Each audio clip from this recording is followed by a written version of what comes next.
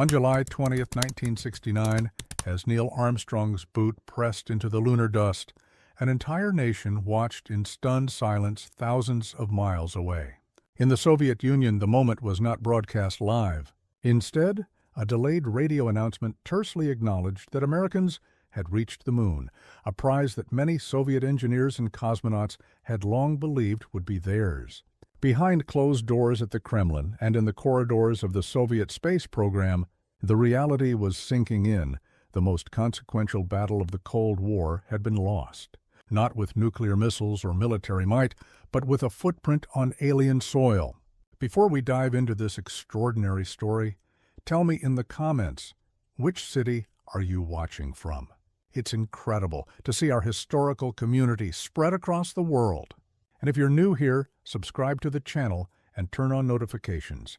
Each subscription helps us continue unearthing these fascinating stories that shaped our world. Now let's get to the story. The Soviet reaction to Apollo 11 represented one of history's greatest public masks of disappointment. While TASS, the official Soviet news agency, offered congratulations to the American astronauts for their successful landing, internal documents now reveal a profound sense of disbelief and failure among Soviet leadership. Sergei Korolev, once the Soviet Union's brilliant chief designer who had orchestrated mankind's first satellite and first human in space, had died 3 years earlier. His successors had watched their own lunar program collapse into technical failures, bureaucratic infighting, and fatal accidents. Now they witnessed their Cold War rival claim the ultimate prize in the space race, a competition the Soviets had been winning decisively for years. The story of Apollo 11 and the Soviet reaction is not merely about a technological achievement or a single mission. It represents a pivotal moment when two superpowers engaged in an ideological battle for global influence channeled their energies into the most ambitious human endeavor ever attempted. The Americans would celebrate Apollo as their crowning achievement of the 20th century, while the Soviets would attempt to rewrite history, claiming they had never truly competed for the moon at all. To understand the magnitude of this historical inflection point, we must return to the aftermath of World War II, when both nations extracted German rocket technology and expertise from the ruins of the Third Reich. In the devastated landscape of 1945 Europe, American and Soviet intelligence teams raced to capture Nazi Germany's rocket scientists and their revolutionary V-2 technology. The Americans secured Wernher von Braun and his core team, while the Soviets captured facilities and engineers from Peenemünde, the Nazi rocket development center. This technological treasure hunt laid the foundations for both nations' space programs. By the mid-1950s, the Soviet Union had achieved a remarkable lead in the emerging space race. Under Korolev's brilliant leadership, the R-7 rocket was developed, the world's first intercontinental ballistic missile, and the first rocket powerful enough to place objects in orbit. On October 4, 1957, this rocket launched Sputnik, humanity's first artificial satellite. The beeping metal sphere shocked the American public and government alike, creating what became known as the Sputnik crisis in the United States. The psychological impact of Sputnik on American society cannot be overstated. The Soviet achievement suggested not just technological superiority, but implied that communism might be the more advanced system. U.S. Senator Henry Jackson called it a devastating blow to the United States' scientific, industrial, and technical prestige in the world. President Eisenhower faced intense criticism for allowing America to fall behind. The launch triggered massive educational reforms in the United States, with new emphasis on science and mathematics. It directly led to the creation of NASA in 1958 and fundamentally altered the Cold War dynamic. Soviet Premier Nikita Khrushchev, recognizing the propaganda value of space achievements, pushed Korolev and his team for further spectacles. The Soviets quickly followed Sputnik with increasingly impressive firsts. The first animal in orbit, the dog Laika, on Sputnik 2, the first probe to impact the moon, Luna 2, the first images of the far side of the moon, Luna 3, and most dramatically, the first human in space, Yuri Gagarin, aboard Vostok 1 on April 12, 1961. Gagarin's flight represented the nadir of American space prestige. Just 23 days after Gagarin's triumphant orbit, the United States could only manage a suborbital flight by Alan Shepard that lasted 15 minutes. The contrast was stark. While Gagarin orbited the Earth, Shepard merely arced up into space and came back down, not even achieving a single orbit. The pattern seemed clear. The Soviet Union was consistently 18 to 24 months ahead of America in space capability. Inside the Pentagon and White House, fears mounted that this perceived technological gap might extend to military capabilities. If the Soviets could place satellites and humans in orbit, they could certainly target the American mainland with nuclear weapons. The space race, while publicly portrayed as a peaceful competition, had profound national security implications. Losing was not an option. On May 25, 1961, just 3 weeks after Shepard's flight, President John F. Kennedy appeared before Congress to announce what seemed like an audacious, almost impossible goal. I believe that this nation should commit itself to achieving the goal, before this decade is out, of landing a man on the moon and returning him safely to the Earth. With this declaration, Kennedy dramatically raised the stakes of the space race.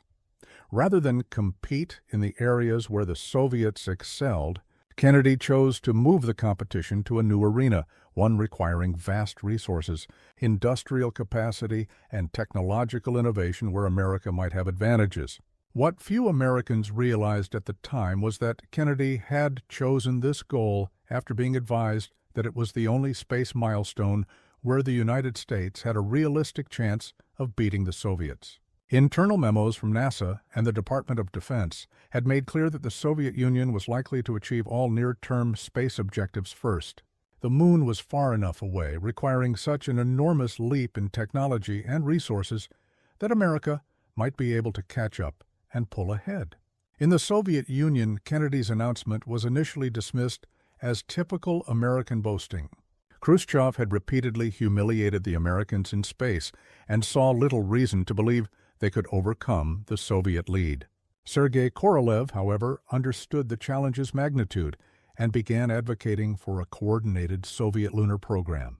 Having already begun preliminary work on lunar missions, he believed the Soviet Union could win this race as well, if given proper support and resources. The early 1960s saw both nations develop their lunar strategies with dramatically different approaches. NASA pursued the Apollo program with a unified national effort, clear objectives, and virtually unlimited resources. At its peak, Apollo consumed over 4% of the U.S. federal budget and employed 400,000 people across government and industry. Perhaps most crucially, it operated with remarkable transparency, allowing problems to be identified and solved through an open exchange of ideas and rigorous testing. The Soviet approach couldn't have been more different. Their lunar effort remained highly classified, with different design bureaus competing rather than cooperating.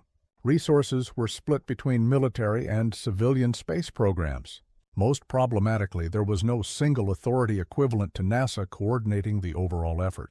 Various competing rocket and spacecraft designs were pursued simultaneously, spreading talent and resources too thin. By 1963, Soviet intelligence had gathered enough information about Apollo to realize the Americans were serious and making progress. In a dramatic reversal of his earlier position, Khrushchev finally authorized a formal Soviet lunar landing program, allocating significant resources to what became known as the N-1L3 program. The N-1 would be the Soviet equivalent to America's Saturn V rocket, a massive, powerful launch vehicle capable of sending cosmonauts to the moon. Korolev faced enormous challenges in developing the N-1. Unlike von Braun, who had experience building large rockets during the V-2 program, Korolev had primarily worked on smaller launch vehicles. The N-1 would be an enormous leap in scale and complexity. Making matters worse, the Soviet military was more interested in developing military space capabilities than supporting a lunar landing. Korolev had to fight for resources, talent, and political support at every turn. The most critical disadvantage faced by the Soviet lunar program was in rocket engine technology. While the Americans developed the powerful F-1 engines for the Saturn V first stage, each producing 1.5 million pounds of thrust, the Soviets lacked equivalently powerful engines. Korolev was forced to use clusters of smaller engines. The first stage of the N-1 required 30 NK-15 engines working in perfect synchronization, an engineering nightmare that proved nearly impossible to perfect with the computers and control systems of the 1960s. As the decade progressed, both programs faced tragic setbacks. On January 27, 1967, a fire during a launch pad test killed Apollo 1 astronauts Gus Grissom, Ed White, and Roger Chaffee. The disaster forced a comprehensive redesign of the Apollo command module and delayed the program by 18 months. NASA used this time to address fundamental safety and design issues, ultimately making the spacecraft safer and more reliable. The Soviet program suffered an even more devastating loss when Sergei Korolev died unexpectedly during routine surgery on January 14, 1966. His death created a leadership vacuum that was never adequately filled. Vasily Mishin, his successor, lacked Korolev's political acumen and ability to navigate Soviet bureaucracy. Under Mishin's leadership, the already troubled N-1L3 program fell further behind schedule. In 1967 and 1968, the Soviets experienced a series of spaceflight disasters. Vladimir Komarov died when the parachute of his Soyuz 1 spacecraft failed during re-entry, the first human death during a space mission. Further Soyuz test flights revealed critical design flaws that required extensive redesign, delaying the lunar program even more. Meanwhile, their unmanned lunar probes suffered repeated failures, including the explosion of several Proton rockets meant to carry Luna spacecraft to the Moon. By contrast, after recovering from the Apollo 1 fire, NASA began an extraordinarily successful series of missions. Apollo 7 in October 1968 tested the command module in Earth orbit. Apollo 8 made a bold leap in December 1968, sending astronauts Frank Borman, Jim Lovell, and William Anders into lunar orbit, the first humans to leave Earth's gravitational influence and see the far side of the Moon with their own eyes. The mission included a Christmas Eve broadcast watched by an estimated 1 billion people worldwide, featuring the astronauts reading from the Book of Genesis as they orbited the Moon. Apollo 8 represented a devastating blow to Soviet space ambitions. The mission had originally been planned as an Earth orbital test, but NASA made a strategic decision to accelerate the timeline when intelligence suggested the Soviets might attempt to send cosmonauts around the Moon before the end of 1968. By successfully executing this mission, NASA had leapfrogged years ahead in the race to land on the lunar surface.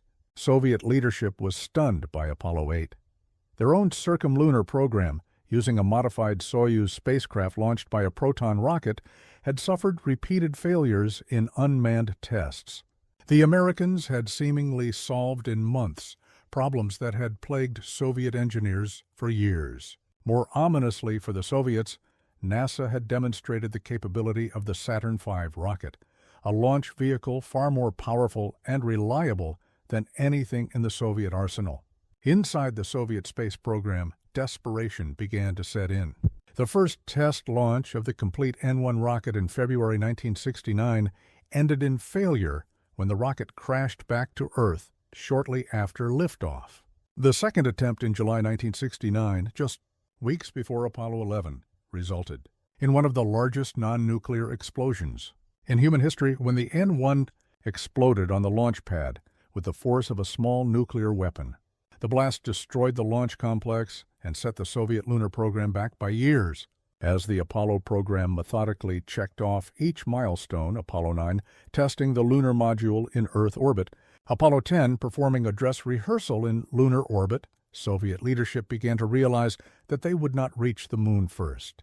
In a dramatic shift in strategy, Soviet officials began to claim publicly that they had never been racing to the Moon at all.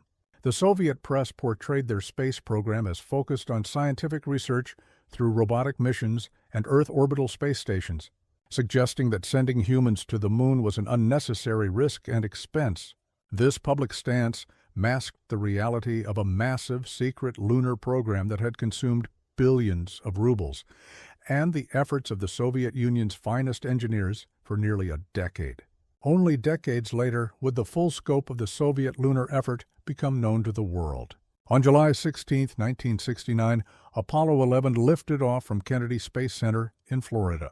4 days later, as the lunar module Eagle descended toward the moon's surface, the world held its breath. Among those watching most intently were Soviet space officials and cosmonauts. Alexei Leonov, who had performed the first spacewalk in 1965 and was training to command a Soviet lunar landing, later recalled the mixed emotions: professional admiration for the American achievement, but profound disappointment that it would not be a Soviet cosmonaut making that historic first step. At 10:56 p.m. Eastern Time on July 20, 1969, Neil Armstrong stepped onto the lunar surface and delivered his famous line, "That's one small step for man, one giant leap for mankind." 500 million people watched live around the world, but not in the Soviet Union, where broadcasts of the landing were deliberately delayed. The Soviet public received a strangely muted account of humanity's greatest exploration achievement. TASS briefly reported the landing, but provided minimal coverage compared to the global media frenzy. Soviet television eventually showed edited footage of the moonwalk, but the historical significance was deliberately downplayed.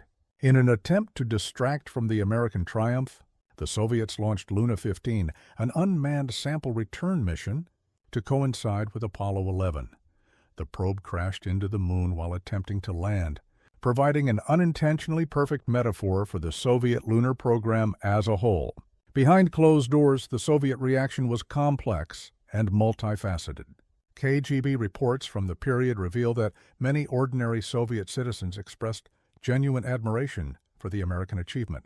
Some even questioned why their own technologically advanced nation had not accomplished the same feat. The Soviet leadership found these reactions deeply troubling. They represented a dangerous crack in the narrative of communist technological superiority. For the cosmonauts and engineers who had worked on the Soviet lunar program, Apollo 11 was particularly painful.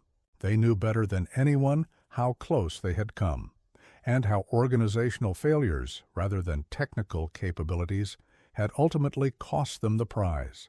Cosmonaut German Titov later remarked, "We could have been first on the moon. We had all the technical capabilities. What we lacked was good management from the top." In the days following the Apollo 11 landing, Soviet officials pivoted their space narrative with remarkable speed. Leading scientists appeared in the press explaining that sending humans to the moon had never been a serious Soviet objective. They characterized Apollo as a wasteful publicity stunt, arguing that robotic missions could achieve the same scientific results at a fraction of the cost and risk. This would become the official Soviet position for the next 2 decades, with the very existence of their crude lunar program denied until the fall of the Soviet Union. The Apollo 11 astronauts returned safely to Earth on July 24, 1969, landing in the Pacific Ocean. They were immediately placed in quarantine as a precaution against any lunar microorganisms. Meanwhile, President Richard Nixon proclaimed the mission the greatest week in the history of the world since the creation, and embarked on a giant leap global tour to capitalize on the immense international prestige the lunar landing had generated for the United States. For the Soviet leadership, the strategic implications of Apollo 11 were profound and disturbing. If the Americans could land on the moon, what else might they be capable of achieving? The technological gap that Apollo demonstrated had serious implications for the broader Cold War competition, particularly in missile technology and precision guidance systems. Within the Kremlin, debates raged about how to respond to this dramatic shift in the global perception of technological leadership. The N-1 rocket would fail twice more in 1971 and 1972, bringing the total to 4 catastrophic failures without a single successful launch. By contrast, the Saturn V would launch successfully 13 times without failure. This stark difference in reliability perfectly encapsulated the fundamental differences between the American and Soviet approaches to the lunar challenge. While individual Soviet engineers and cosmonauts were every bit as talented and dedicated as their American counterparts, the organizational, political, and economic systems in which they operated placed insurmountable obstacles in their path to the moon. In December 1972, Apollo 17 astronauts Eugene Cernan and Harrison Schmitt became the last humans to walk on the lunar surface. As Cernan climbed back into the lunar module for the final time, he said, "We leave as we came, and God willing, we shall return, with peace and hope for all mankind." With those words, the Apollo program and humanity's presence on the moon came to an end. Soon after, in May 1974, the Soviet leadership formally canceled the N1L3 program. Documents from Soviet archives reveal that this decision was influenced not only by the program's technical failures, but also by the realization that even a successful Soviet landing would be seen as merely following in America's footsteps, a Me Too achievement without the historical significance of being first. The hardware was ordered destroyed, launch facilities dismantled, and documentation archived under strict secrecy. The Soviet Union would pretend its lunar program had never existed. Instead, Soviet space policy shifted toward Earth orbital space stations, beginning with Salyut in 1971 and eventually culminating in the Mir space station. This would be portrayed not as a consolation prize, but as having been their primary goal all along, a narrative crafted to save face after the lunar defeat. Meanwhile, the Americans, having won the moon race, scaled back their space ambitions as public interest waned and budgetary pressures mounted. The Space Shuttle program, while technologically impressive, would never capture the public imagination the way Apollo had. The Soviet lunar program remained a state secret for decades. Cosmonauts who had trained for lunar missions were forbidden from discussing their experiences. The LK lunar lander, the Soviet equivalent to the American lunar module, was hidden away.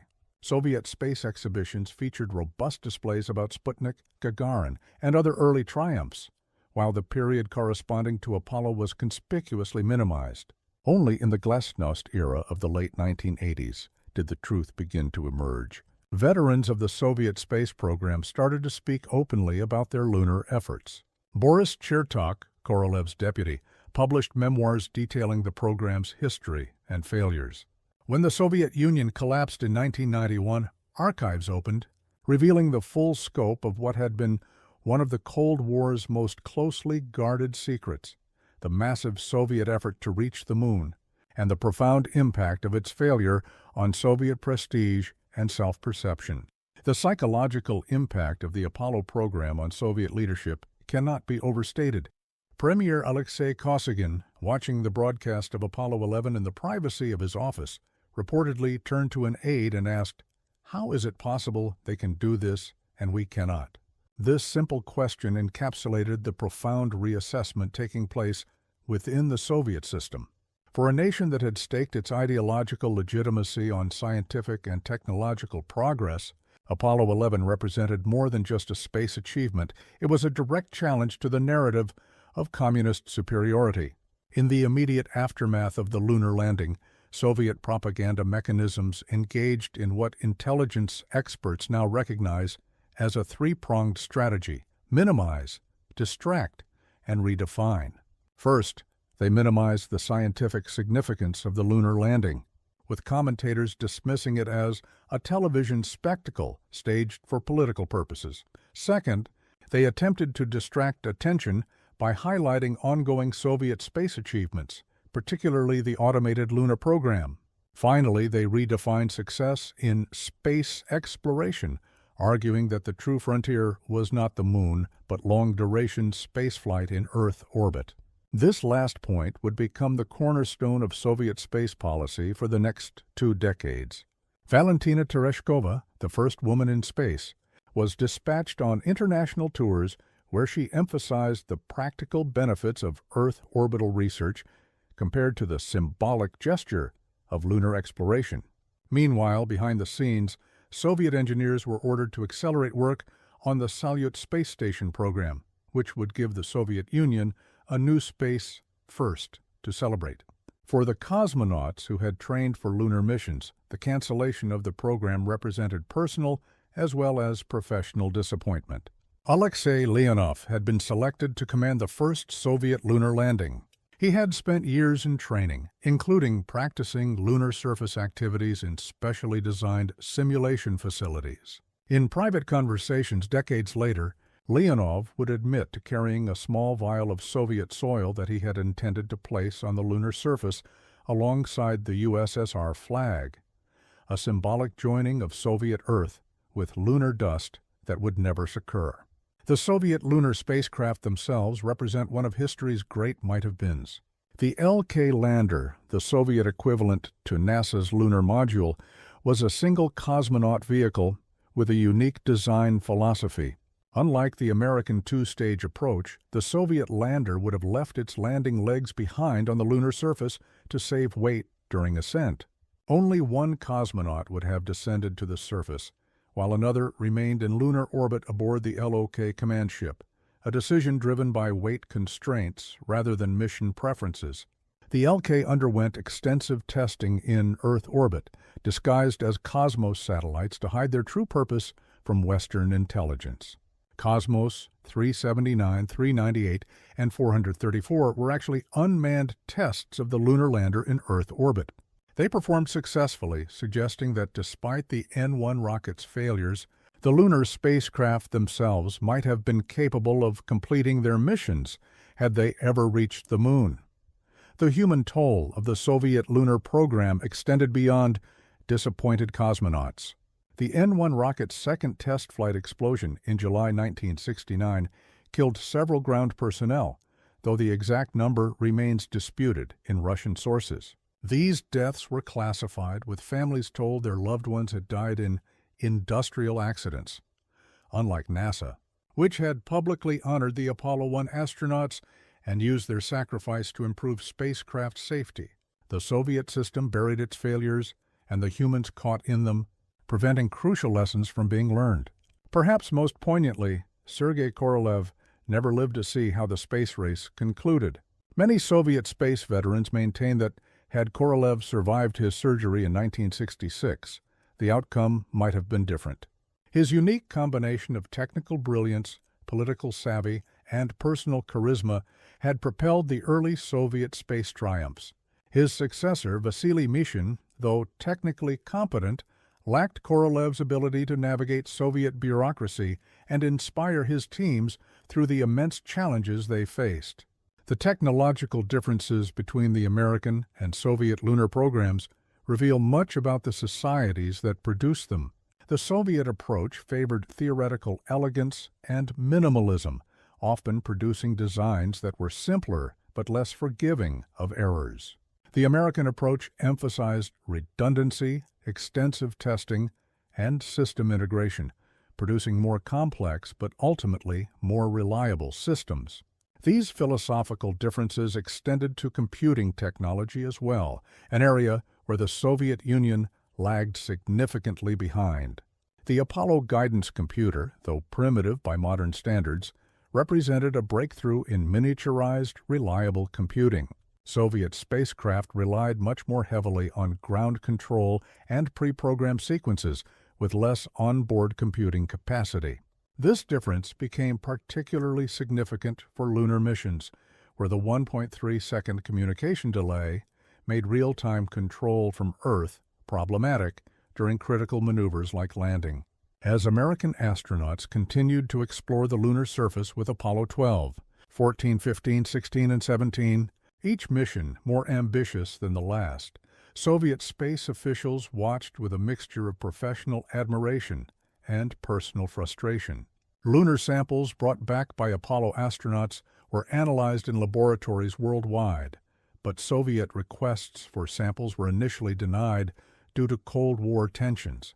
Only years later would NASA share a small quantity of lunar material with Soviet scientists. The scientific legacy of Apollo proved substantial. Analysis of lunar samples revolutionized our understanding of the Moon's formation and, by extension, the early solar system. The prevailing theory that the Moon formed from debris after a Mars-sized body collided with the early Earth emerged largely from Apollo sample analysis. Additionally, instruments placed on the lunar surface by Apollo astronauts transmitted data for years, providing insights into the Moon's internal structure and environment. By contrast, the Soviet lunar program, while technically impressive, returned far less material and data. Luna 16, 20, and 24 successfully returned lunar samples using automated spacecraft, a significant achievement. But the combined mass of all Soviet-retrieved lunar material was less than 1 pound, compared to the 842 pounds brought back by Apollo astronauts. The scientific return was correspondingly more limited. The Apollo program's technological spin-offs permeated American society in ways both obvious and subtle. Advances in materials science, computer miniaturization, telecommunications, and medical monitoring equipment developed for Apollo found applications in civilian life. Perhaps more importantly, Apollo inspired a generation of Americans to pursue careers in science, engineering, and mathematics, creating a talent pool that would drive American technological innovation for decades. The Soviet Union experienced no comparable societal benefit from its lunar program. Because the program remained classified, its technologies could not be openly adapted for civilian use. The organizational lessons that might have been learned from its management failures remained buried in secret archives. Most damaging of all, the program's failure reinforced a culture of risk aversion and conservatism within the Soviet scientific establishment, just as technological innovation was becoming increasingly crucial to economic competitiveness. By the mid-1970s, with the Apollo program concluded and the N-1 rocket canceled, the space race had effectively ended. The Apollo-Soyuz test project in 1975, which saw American and Soviet spacecraft dock in orbit, symbolized a new era of détente and cooperation. Behind the smiles and handshakes, however, lay an asymmetric reality. The Americans were cooperating from a position of having achieved their ultimate goal, while the Soviets were cooperating from a position of having abandoned theirs. Throughout the late 1970s and 1980s, both superpowers pursued new directions in spaceflight. The United States developed the Space Shuttle, a reusable spacecraft designed to make access to orbit routine and economical, though it would ultimately achieve neither goal. The Soviet Union focused on space stations, setting endurance records for human spaceflight aboard Salyut and later Mir. Each nation could claim superiority in its chosen arena, but the definitive victory had already been decided on the lunar surface. As decades passed, the Soviet and later Russian space program maintained the official position that a crewed lunar landing had never been a serious objective. This narrative began to change only in the late 1980s, as Mikhail Gorbachev's policies of glasnost, openness, allowed more honest discussion of the past. Veterans of the Soviet lunar program began speaking publicly about their experiences. Museums cautiously displayed previously classified artifacts. Western space historians gained limited access to Soviet archives. The full truth emerged only after the Soviet Union's collapse in 1991. The extent of the Soviet lunar program and how close it had come to success stunned many observers. Documents revealed that, at its peak, the Soviet lunar effort had involved hundreds of thousands of workers and consumed billions of rubles. Far from never having been in the race, the Soviet Union had committed enormous resources to winning it. In 1997, British documentary filmmakers were permitted to film an LK lunar lander that had survived in a Moscow museum storeroom. This remarkable artifact, originally classified as a state secret, provided tangible proof of how serious the Soviet lunar ambitions had been.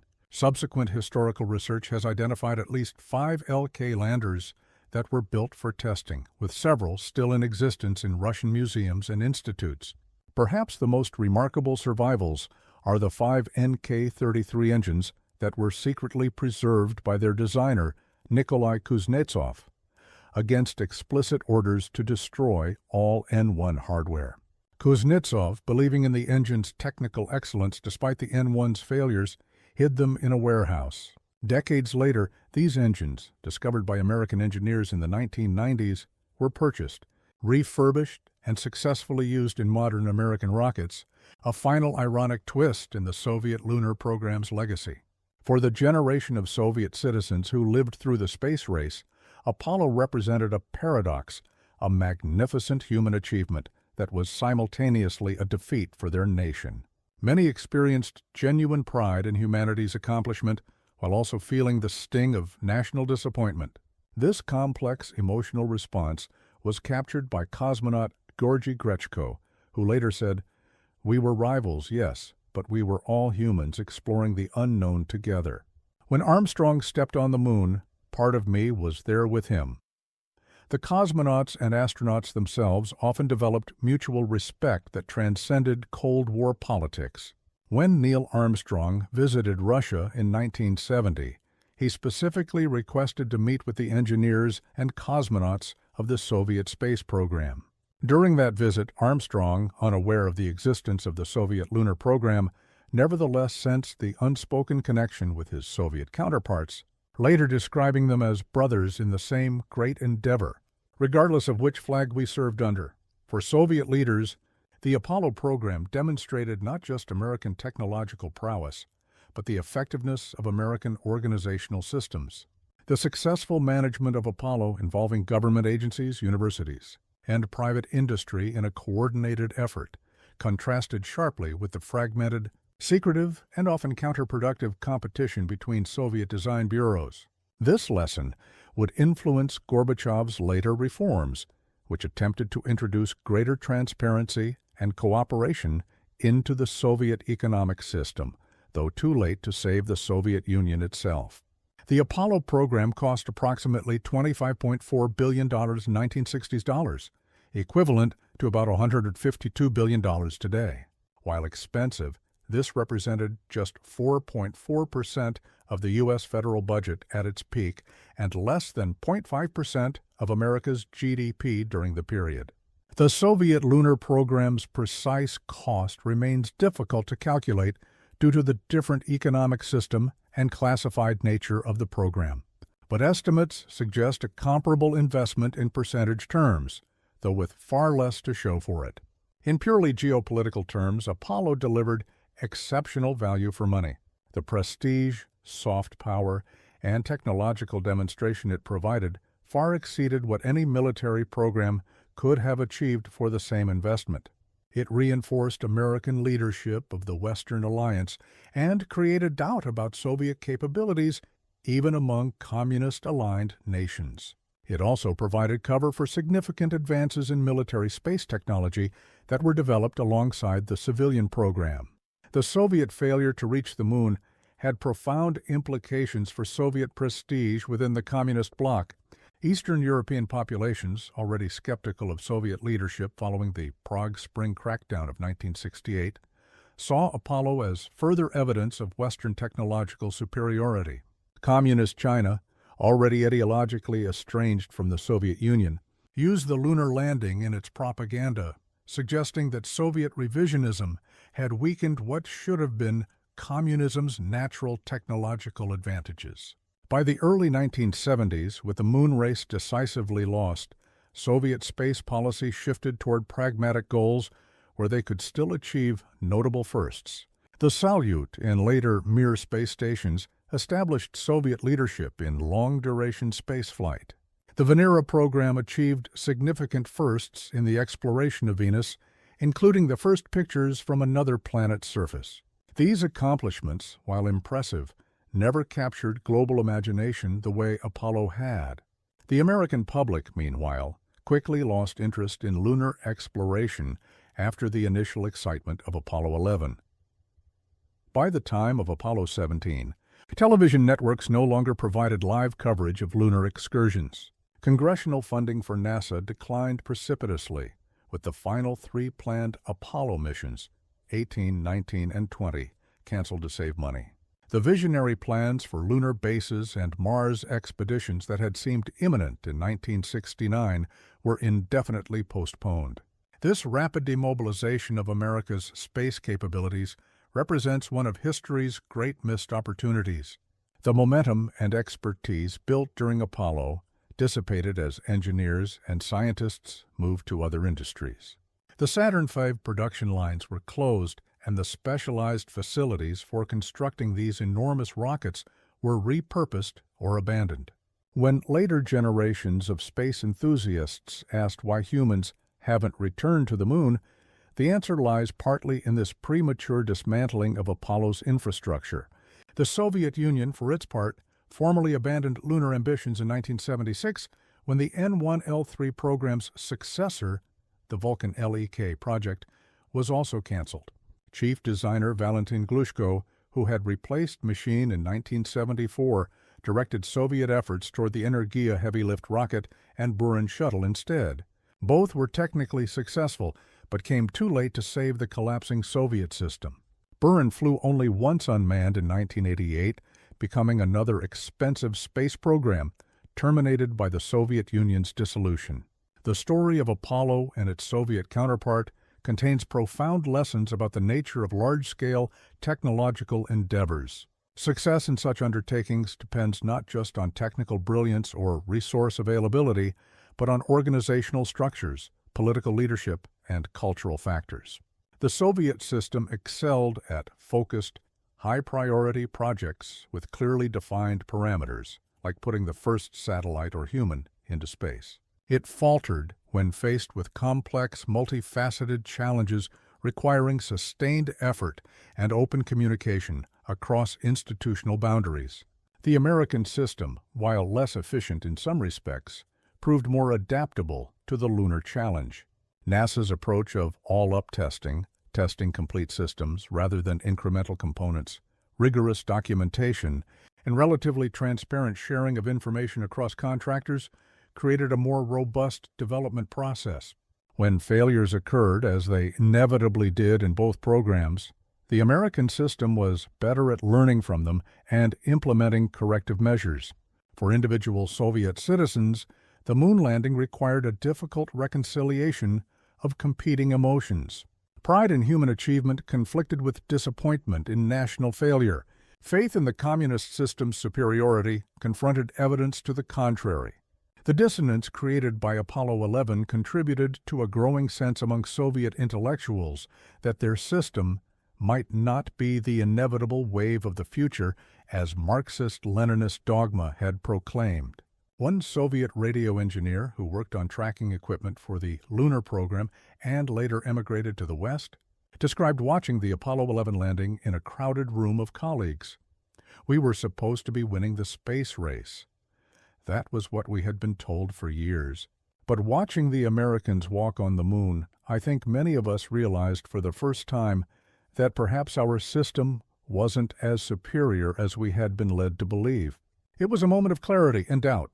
Such doubts, multiplied across millions of citizens exposed to evidence of Western technological capabilities, contributed to the gradual legitimacy crisis that would ultimately help bring down the Soviet system.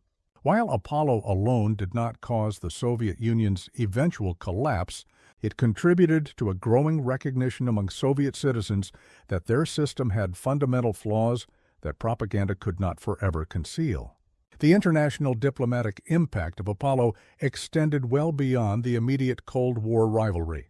Neutral nations and those in the non-aligned movement found themselves reassessing American capabilities and resolve. For developing countries, many of which had been courted by the Soviet Union with promises of socialist technological advancement, the lunar landing provided a powerful counter-narrative about which system could deliver progress. American embassies worldwide reported heightened interest in cultural and educational exchanges in the years following Apollo 11.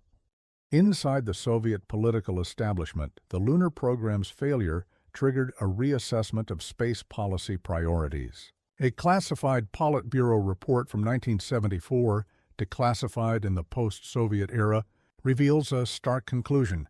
The Americans achieved superiority in heavy launch capabilities that we cannot match in the near term with current resources. Our strategy must therefore emphasize areas where we maintain advantages: long-duration flight, autonomous systems, and practical applications of space technology.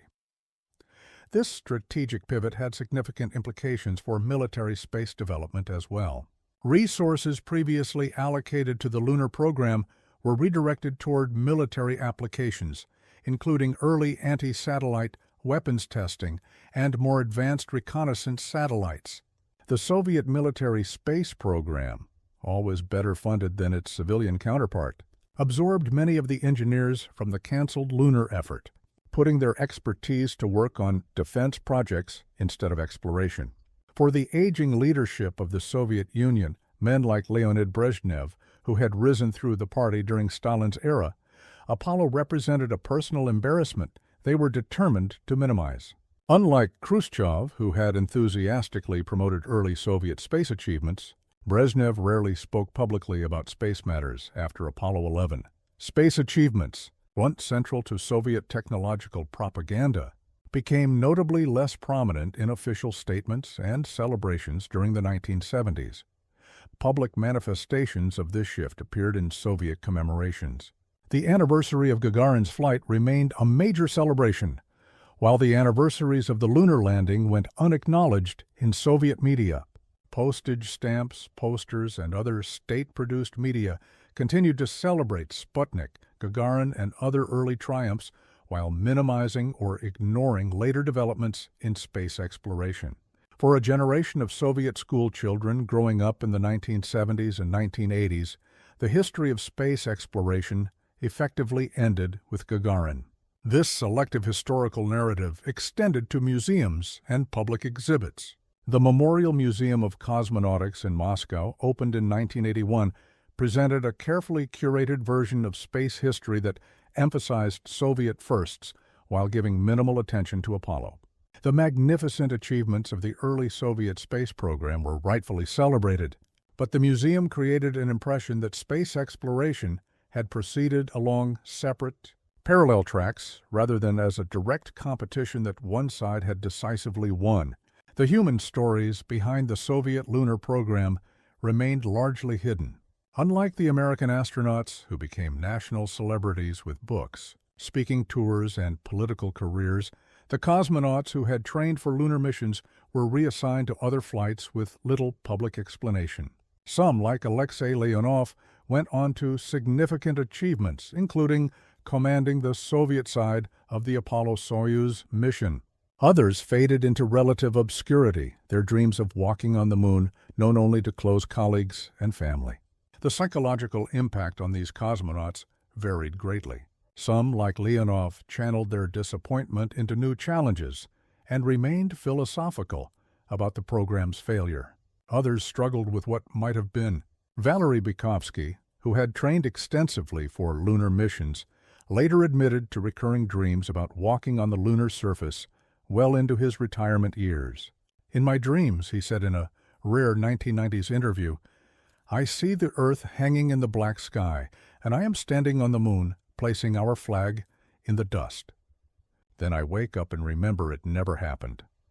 The engineers who had devoted years to the Soviet lunar effort faced similar adjustments. Many were reassigned to other space projects without public acknowledgement of their previous work. Unlike their American counterparts, who could openly list Apollo experience on their resumes and discuss their contributions, Soviet engineers maintained silence about their lunar work for decades. This secrecy meant that valuable lessons from the program's failures could not be openly analyzed or incorporated into engineering education. Perhaps the most poignant what might have been concerns the cosmonauts selected for the first Soviet lunar landing. Had the program succeeded, Alexei Leonov would have commanded the mission, with Oleg Makarov as the orbital pilot remaining in lunar orbit. Leonov, already famous as the first human to conduct a spacewalk in 1965, would have become one of history's most celebrated explorers. Instead, he watched Neil Armstrong claim that honor while continuing his cosmonaut career with less historic missions. Leonov later revealed that he had prepared personal touches for his lunar landing. In addition to the Soviet flag, he planned to carry small mementos from Korolev's grave to leave on the lunar surface, a symbolic gesture linking the chief designer to the achievement he had not lived to see. Leonov had also practiced sketching the lunar landscape, planning to create the first artwork made on another world. His artistic talent, well established through numerous space-themed paintings created on Earth, would have added a unique cultural dimension to lunar exploration.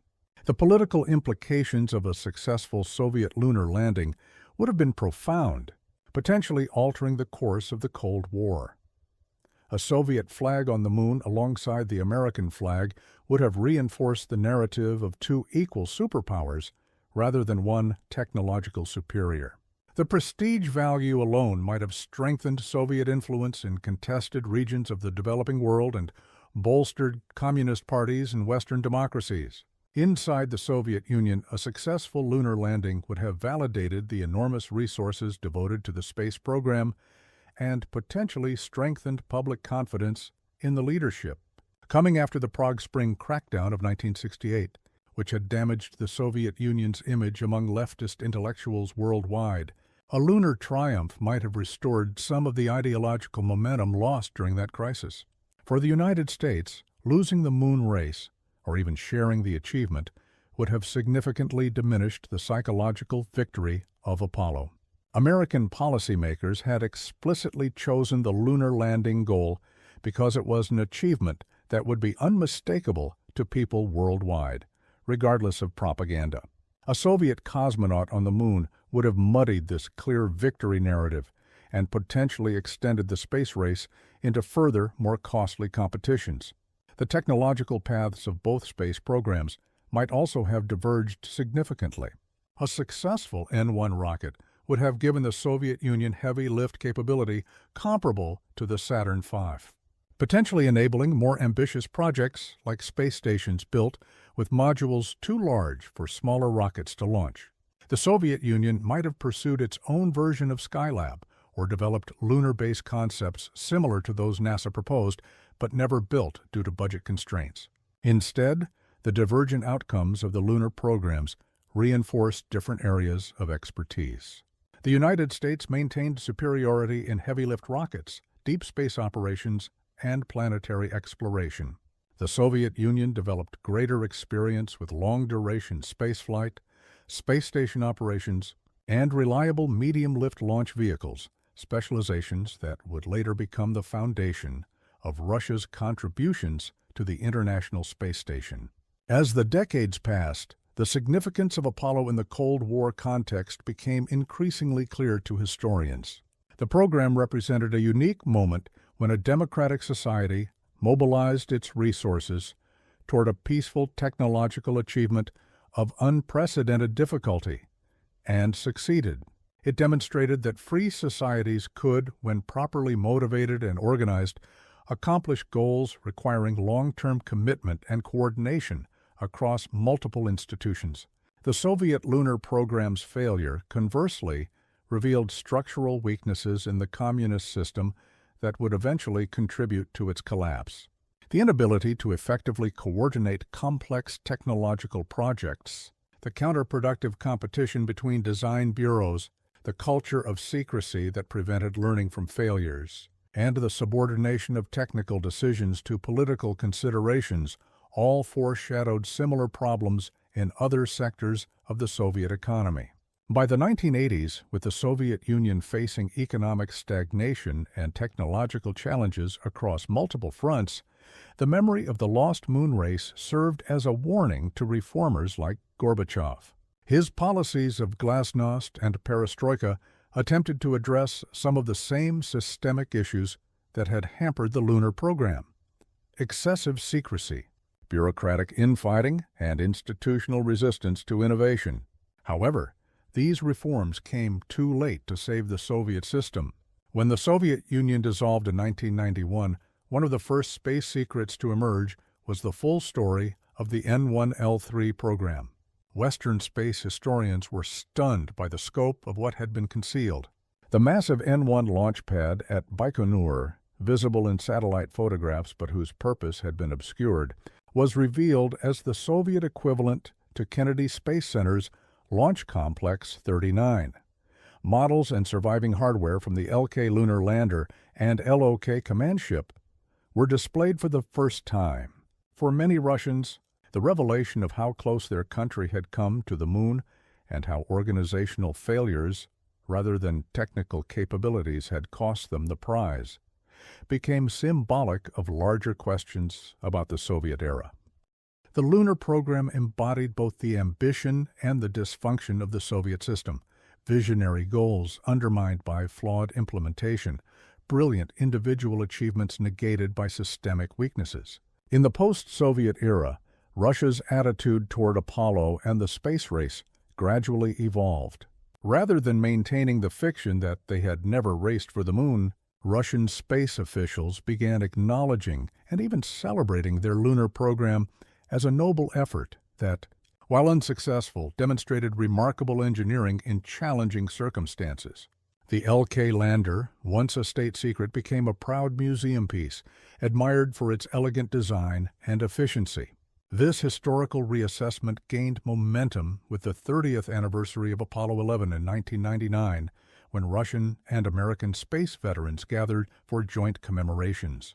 Alexei Leonov and Neil Armstrong, who might have been rival claimants to the title of first man on the moon, instead appeared together at events celebrating human space achievement. The competition that had once defined their careers had transformed into mutual respect and recognition of shared purpose. For the astronauts and cosmonauts who participated in the space race, this reconciliation had special meaning. They had always recognized each other as professional colleagues facing similar challenges, even when their nations were adversaries. Neil Armstrong, until his death in 2012, maintained friendships with several cosmonauts and made multiple trips to Russia to meet with Soviet space program veterans. These personal connections transcended the political divisions that had launched them toward space in the first place. On the 50th anniversary of Apollo 11 in 2019, Roscosmos, the Russian space agency, joined NASA and space agencies worldwide in celebrating humanity's first lunar landing. Russian officials spoke warmly of Apollo's achievement, while also honoring their own country's space firsts. This marked the completion of a long journey from denial to acceptance, from rivalry to recognition of shared human accomplishment. Today, as nations including the United States, China, and Russia contemplate returning humans to the lunar surface, the Apollo-era competition offers valuable lessons. The technological challenge of reaching the moon remains formidable, but the organizational, political, and economic factors that determine success or failure are equally crucial. The history of the first moon race demonstrates that technological capability alone is insufficient. Effective management, clear priorities, and sustained commitment are equally essential. For historians of the Cold War, the race to the moon provides a uniquely illuminating case study in superpower competition. Unlike nuclear weapons development or conventional military buildups, the space programs produced tangible, visible achievements whose significance could be immediately understood by ordinary citizens worldwide. The contrast between American and Soviet approaches to this challenge reveals deeper truths about their respective systems than many more secretive Cold War competitions. In the final analysis, Apollo 11 represented not just an American victory or a Soviet defeat, but a pivotal moment in human history. When Neil Armstrong and Buzz Aldrin walked on the lunar surface, they fulfilled an ancient human dream. The political context that made their mission possible would fade, but the achievement itself remains as humanity's first step beyond our home planet, a common heritage for all people, regardless of nationality. The Soviet engineers, cosmonauts, and scientists who strove to reach the moon but fell short share in this legacy. Their efforts, though unsuccessful in their immediate goal, contributed to humanity's space-faring capabilities and pushed the boundaries of what was possible. In the decades since, their work has been integrated into our collective understanding of space exploration challenges and achievements. As humanity contemplates even more ambitious goals in space, permanent lunar habitation, human missions to Mars, and beyond, the dual legacy of Apollo and the Soviet lunar program provides both inspiration and caution. The success of Apollo demonstrates that seemingly impossible challenges can be overcome with sufficient will, resources, and organizational effectiveness. The Soviet experience reminds us of the pitfalls that can undermine even the most ambitious and well-funded efforts when systemic problems go unaddressed. 50 years after humans first walked on the moon, we stand at the threshold of a new era in lunar exploration. Multiple nations and private companies are developing capabilities to return to the lunar surface, this time with the goal of staying. As these efforts progress, they build upon the foundation laid by both the triumphant Apollo program and its determined but ultimately unsuccessful Soviet counterpart. The greatest tribute to both would be a sustainable human presence on the moon that fulfills the promise glimpsed when humans first left footprints in lunar dust.